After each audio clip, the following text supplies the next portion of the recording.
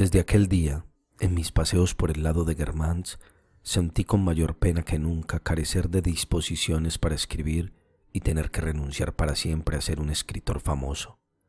La pena que sentía mientras me quedaba solo soñando a un lado del camino era tan fuerte que para no padecerla, mi alma, espontáneamente, por una especie de inhibición ante el dolor, dejaba por completo de pensar en versos y en novelas, en un porvenir poético que mi falta de talento me vedaba esperar. Entonces, y muy aparte de aquellas preocupaciones literarias, sin tener nada que ver con ellas, de pronto un tejado, un reflejo de sol en una piedra, el olor del camino, hacíanme pararme por el placer particular que me causaban, y además porque me parecía que ocultaban por detrás de lo visible una cosa que me invitaban a ir a coger, pero que, a pesar de mis esfuerzos, no lograba descubrir. Como me daba cuenta de que ese algo misterioso se encerraba en ellos, me quedaba parado, inmóvil, mirando, anheloso, intentando atravesar con mi pensamiento la imagen o el dolor. Y si tenía que echar a correr detrás de mi abuelo para seguir el paseo, hacíalo cerrando los ojos, empeñado en acordarme exactamente de la silueta del tejado o del matiz de la piedra, que sin que yo supiera por qué, me parecieron llenas de algo, casi a punto de abrirse y entregarme aquello de que no eran ellas más que vestidura. Claro que impresiones de esa clase no iban a restituirme la perdida esperanza de poder ser algún día escritor y poeta, porque siempre se referían a un objeto particular sin valor intelectual y sin relación con ninguna verdad abstracta, pero al menos proporcionábanme un placer irreflexivo, la ilusión de algo parecido a la fecundidad, y así me distraían de mi tristeza, de la sensación de impotencia que experimentaba cada vez que me ponía a buscar un asunto filosófico para una magna obra literaria. Pero el deber de conciencia que me imponían esas impresiones de forma, de perfume o de color, intentar discernir lo que tras de ellas se ocultaba, era tan arduo que enseguida me ponía excusas a mí mismo para poder sustraerme a esos esfuerzos y ahorrarme ese cansancio. Por fortuna, entonces me llamaban mis padres y yo veía que en aquel momento carecía de la tranquilidad necesaria para proseguir mi rebusca y que más valía no pensar en eso hasta que volviera a casa y no cansarme inútilmente por adelantado. Y ya no me preocupaba de aquella cosa desconocida que se envolvía en una forma o en un aroma y que ahora estaba muy quieta porque la llevaba a casa protegida con una capa de imágenes y luego me la encontraría viva, como los peces que traía cuando me dejaban ir de pesca en mi cestito bien cubiertos de hierba que los conservaba frescos. Una vez en casa me ponía a pensar en otra cosa y así iban amontonándose en mi espíritu, como se acumulaban en mi cuarto las flores cogidas en mis paseos y los regalos que me habían hecho. Una piedra por la que corría un reflejo, un tejado, una campanada, el olor de unas hojas, imágenes distintas que cubren el cadáver de aquella realidad pretendida que no llegué a descubrir por falta de voluntad. Hubo un día, sin embargo, en que tuve una sensación de esas y no la abandoné sin haberla profundizado un poco. Nuestro paseo se había prolongado mucho más de lo ordinario y a la mitad del camino de vuelta nos alegramos mucho de encontrarnos con el doctor Percepied, que pasaba en su carruaje a tienda suelta y nos conoció y nos hizo subir a su coche. A mí me pusieron junto al cochero. Corríamos como el viento, porque el doctor aún tenía que hacer una visita en Marthauville-le-Sec.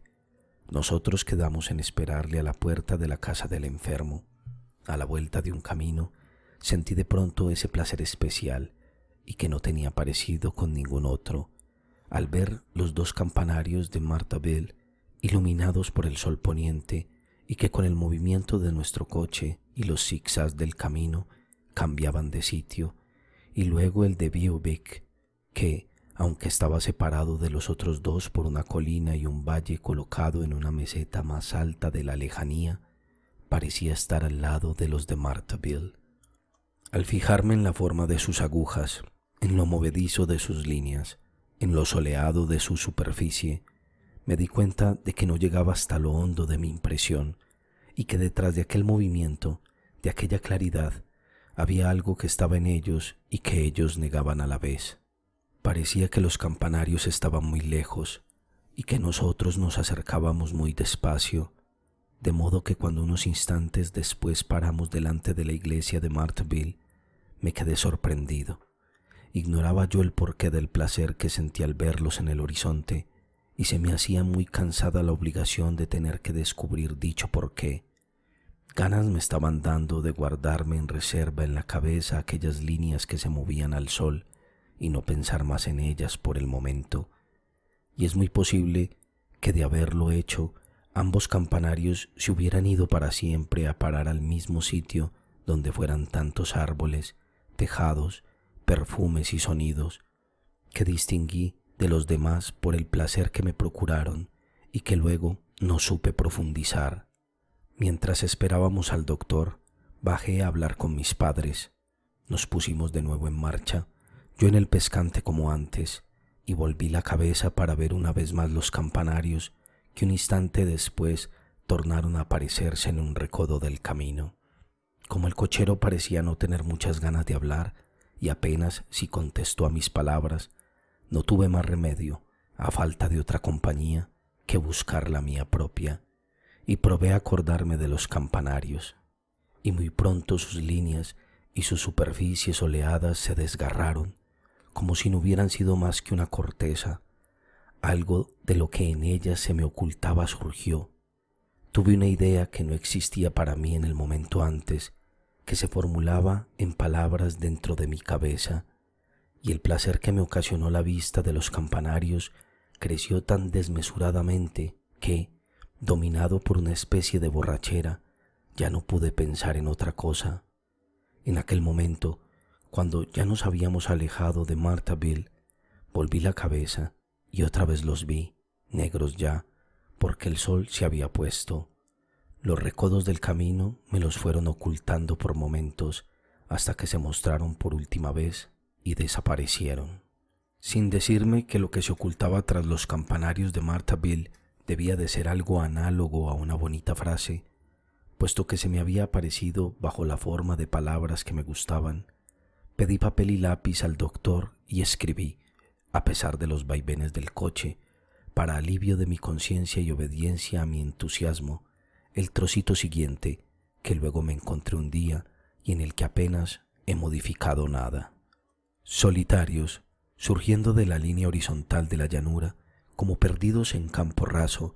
se elevan hacia los cielos las dos torres de los campanarios de Marthaville. Pronto se vieron tres, porque un campanario rezagado, el de Beauvais, los alcanzó y con una atrevida vuelta se plantó frente a ellos. Los minutos pasaban, íbamos a prisa y, sin embargo, los tres campanarios estaban allá lejos, delante de nosotros, como tres pájaros al sol inmóviles en la llanura. Luego la torre de Beauvais se apartó, fue alejándose y los campanarios de Marthaville se quedaron solos, iluminados por la luz del poniente que, a pesar de la distancia, veía yo jugar y sonreír en el declive de su tejado. Tanto habíamos tardado en acercarnos que estaba yo pensando en lo que aún nos faltaría para llegar, cuando de pronto el coche dobló un recodo y nos depositó al pie de las torres, las cuales se habían lanzado tan bruscamente hacia el carruaje que tuvimos el tiempo justo para parar y no topamos con el pórtico. Seguimos el camino, ya hacía rato que habíamos salido de Marthaville. Después que el pueblecillo nos había acompañado unos minutos y, aún solitarios en el horizonte, sus campanarios y el de Beauvais nos miraban huir, agitando en señal de despedida sus soleados remates. De cuando en cuando uno de ellos se apartaba para que los otros dos pudieran vernos un momento más, pero el camino cambió de dirección y ellos, mirando en la luz como tres pivotes de oro, se ocultaron a mi vista. Un poco más tarde, cuando estábamos cerca de Combray y ya puesto el sol, Los vi por última vez desde muy lejos. Ya no eran más que 3 flores pintadas en el cielo, encima de la línea de los campos, y me trajeron a la imaginación 3 niñas de leyenda, perdidas en una soledad cuando ya iba cayendo la noche.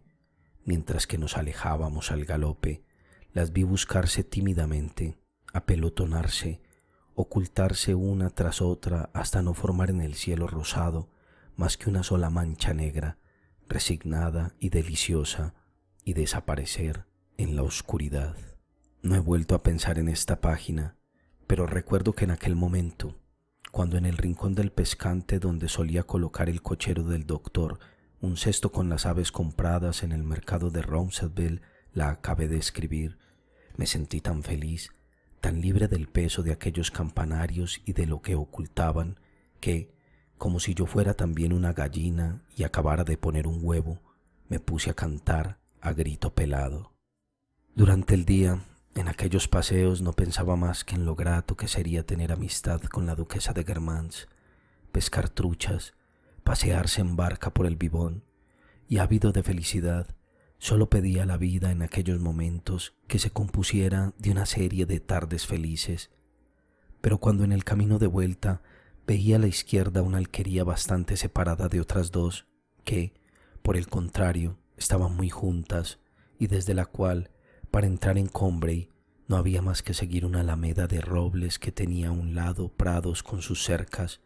plantados a distancias iguales de manzanos que a la hora del poniente ponían por tierra el dibujo japonés de sus sombras.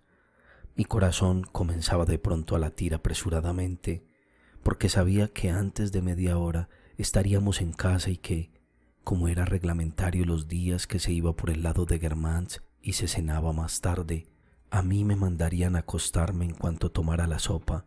de modo que mi madre, retenida en el comedor como si hubiera invitados, no subiría a decirme adiós a mi cuarto.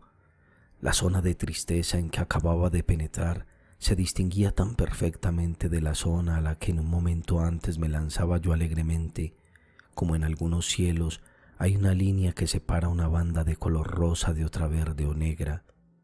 y vemos a un pájaro volando por el espacio rosa que va a llegar a su límite, que le toca ya, que entra en la zona negra.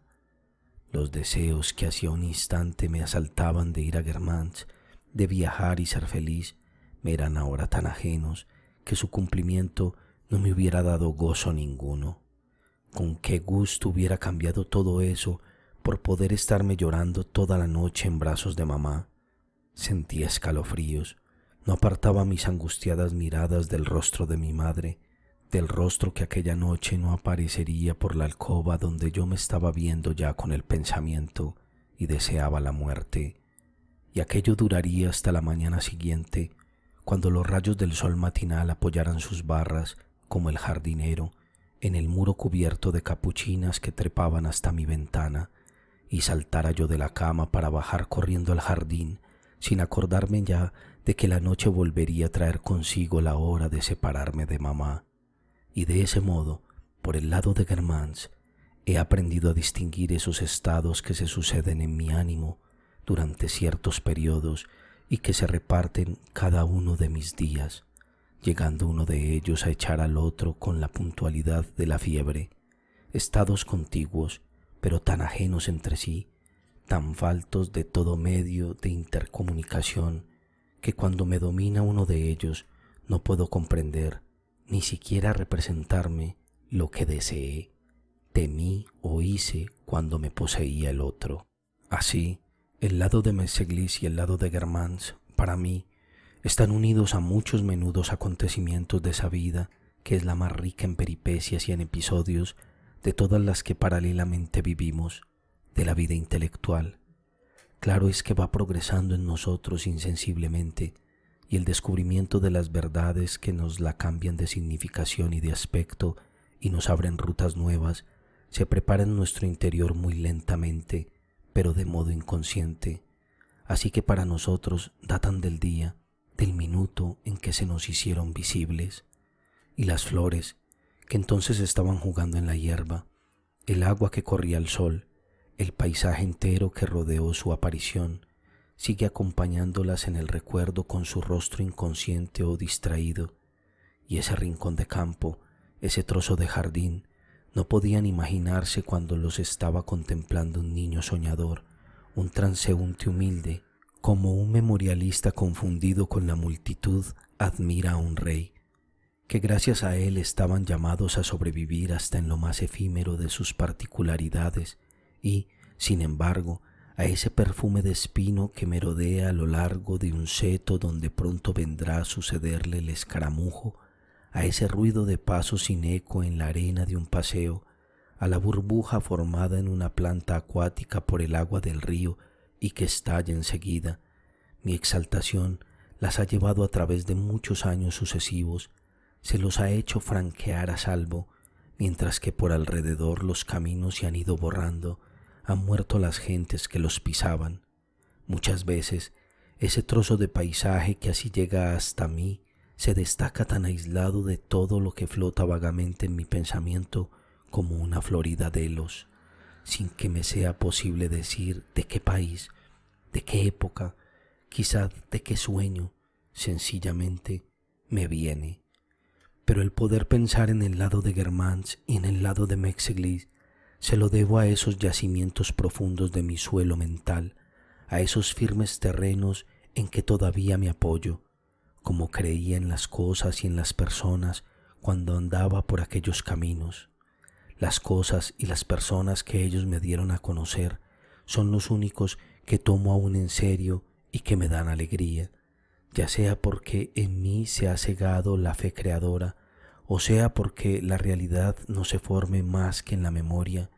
Ello es que las flores que hoy me enseñan por vez primera no me parecen flores de verdad. El lado de Mexeglis, con sus lilas, sus espinos blancos, sus acianos, sus amapolas y sus manzanos. El lado de Guermantes, con el río lleno de renacuajos, sus ninfeas y sus botones de oro, forman siempre jamás la fisonomía de la tierra donde quisiera vivir y a la que exijo, ante todo, que en ella se pueda ir a pescar, pasearse en barca, ver ruinas de fortificaciones góticas y encontrarse en medio de los trigales, como San Andrés del Campo estaba, una iglesia monumental, rústica y dorada como un almiar, y los acianos, los espinos, los manzanos con que a veces me encuentro en los campos cuando viajo, se ponen inmediatamente en comunicación con mi corazón porque están a la misma profundidad, al mismo nivel de mi pasado. Y, sin embargo, como todos los sitios tienen algo de individual, cuando me asalta el deseo de ver otra vez el lado de Guermantes, no se satisfaría con que me llevaran a la orilla de un río donde hubiera ninfeas tan hermosas o más hermosas que en el Vivón, como por la noche, al volver a casa, a la hora en que despertaba dentro de mí esa angustia que más tarde migra al amor y que puede hacerse inseparable de este sentimiento amoroso, no habría yo querido que subiera a decirme adiós una madre más hermosa y más inteligente que la mía. No, lo mismo que lo que yo necesitaba para dormirme feliz y con esa paz imperturbable que ninguna mujer me ha podido dar luego, porque hasta en el momento de creer en ellas se duda de ellas y nunca nos dan el corazón como me daba mi madre el suyo en un beso, entero y sin ninguna reserva, sin sombra de una intención que no fuera dirigida a mí. Lo mismo que lo que yo necesitaba es que fuera ella la que inclinara hacia mí aquel rostro que tenía junto a un ojo un defecto, según decían, pero que a mí me gustaba tanto como los demás. Así lo que yo quiero ver es el lado de Guermantes que conocí yo, con la alquería separada de las otras dos que están juntas, apretada una contra otra, al principio de la alameda de robles. Son esas praderas donde se reflejan, cuando el sol las pone lustrosas como una charca, las hojas del manzano. Es ese paisaje cuya individualidad viene a veces durante la noche en mis sueños a sobrecogerme con una fuerza casi fantástica, imposible de encontrar luego cuando me despierto. Indudablemente, el lado de Mexeglis o el lado de Guermantes me han expuesto luego a muchas decepciones y a muchas faltas, porque unieron dentro de mí indisolublemente impresiones distintas que no tenían otro lazo que el haberlas sentido allí al mismo tiempo, porque muchas veces he tenido deseos de ver a una persona sin darme cuenta de que era sencillamente porque me recordaba un seto de espinos, y he llegado a creer y a hacer creer en un retoñar del cariño donde no había más que deseo de viaje. Pero por eso mismo también, como están presentes en aquellas de mis impresiones actuales con que tienen relación, les dan cimiento y profundidad, una dimensión más que a las otras, y de ese modo les infunden un encanto y una significación que solo yo puedo gozar, cuando, en las noches estivales, el cielo armonioso gruñe como una fiera y todo el mundo se enfada con la tormenta que llega. Si yo me quedo solo, extático, respirando a través del rumor de la lluvia el olor de unas lilas invisibles y persistentes, al lado de Méxeglis, se lo debo. Y así me estaba muchas veces, hasta que amanecía, pensando en la época de Combray, en mis noches de insomnio, en tantos días cuya imagen me trajo recientemente el sabor, el perfume, hubieran dicho en Combray, de una taza de té, y por asociación de recuerdos en unos amores que tuvo Swann antes de que yo naciera y de los cuales me enteré años después de salir de Combray, con esa precisión de detalles más fácil de obtener a veces, tratándose de la vida de personas ya muertas hace siglos que de la vida de nuestro mejor amigo, y que parece cosa imposible, como lo parece el que se pueda hablar de ciudad a ciudad, mientras ignoramos el rodeo que se ha dado para salvar la imposibilidad. Todos esos recuerdos, añadidos unos a otros, no formaban más que una masa, pero podían distinguirse entre ellos, entre los más antiguos y los más recientes, nacidos de un perfume, y otros que eran los recuerdos de una persona que me los comunicó a mí, ya que no fisuras y grietas de verdad, por lo menos ese veteado, esa mezcolanza de coloración que en algunas rocas y mármoles identifican diferencias de origen, de edad y de formación. Claro es que cuando se acercaba el día ya hacía rato que estaba disipada la incertidumbre de mi sueño. Sabía en qué alcoba me encontraba realmente, la había ido reconstruyendo alrededor mío en la oscuridad y, ya orientándome por la memoria tan solo, ya ayudándome con un pálido resplandor, debajo del cual ponía yo los cortinones del balcón, la reconstruía y la amueblaba toda entera, como un arquitecto y un tapicero que respetan los huecos primitivos de las ventanas y las puertas. Colocaba los espejos y ponía la cómoda en su sitio de siempre, pero apenas la luz del día, y no ese reflejo de una última brasa en una barra de cobre que yo confundiera antes con el día, trazaba en la oscuridad, como con yeso, su primera raya blanca y rectificativa.